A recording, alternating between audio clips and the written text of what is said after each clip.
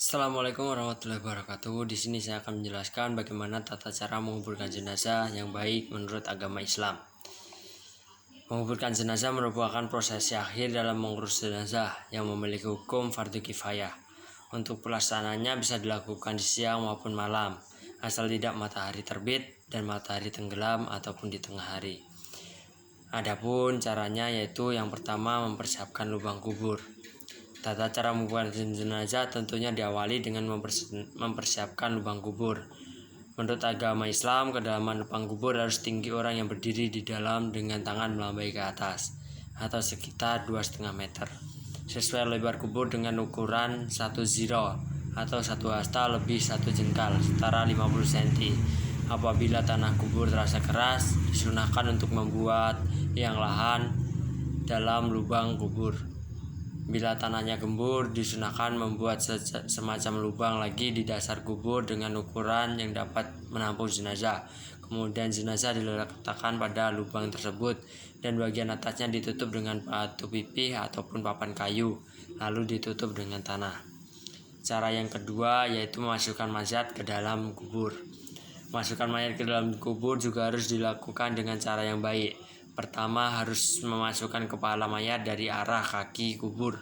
Letakkan mayat miring ke kanan menghadap ke arah kiblat dengan menyadarkan tubuh ke sebelah kiri ke dinding kubur supaya tidak terlentang kembali. Selain itu, para ulama mengajarkan agar setelah dibukakan kain kafan, pipi mayat bisa ditempelkan langsung ke tanah. Simpul tali yang mengikat kain kafan pun dilepas dan membaca doa dengan terjemah dengan nama Allah atas agama Rasulullah, hadis Tirmizi dan Abu Daud. Namun bila mayat yang dikubur berjenis kelamin perempuan, dianjurkan untuk membentangkan kain di atas kuburannya pada waktu dimasukkan ke liang kubur, sedangkan untuk mayat laki-laki tidak dianjurkan. Selanjutnya, orang yang turun ke lubang kuburan mayat perempuan sebaiknya bukan orang-orang yang semalam menyetubuhi istri mereka.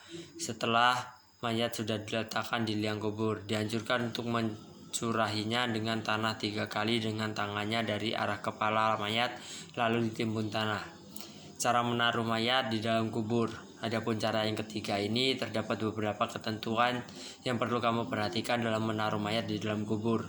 Misalnya taruh mayat di tepi lubang sebelah kiblat, setelah itu baru batu, papan kayu atau semacamnya dengan posisi agak condong di atasnya agar mayat tidak langsung tertimpa tanah ketika ditimbun tanah. Dalam hal ini kamu juga bisa menerapkan cara lain dengan prinsip yang sama, seperti menggali di tengah-tengah dasar lubang kubur, lalu taruh mayat di lubang tersebut dan taruh semacam bata atau papan dari semen di atasnya dalam posisi mendatar untuk panahan tanah timbunan.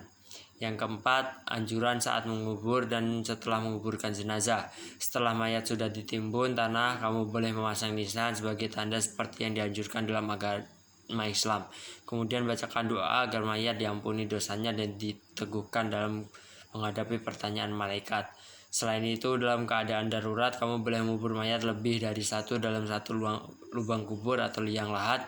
Sedangkan bagi mayat yang berada di tengah laut dan jaraknya amat jauh dari bibir pantai, boleh dikuburkan di laut dengan cara dilempar ke tengah laut setelah selesai dilakukan perawatannya sebelumnya.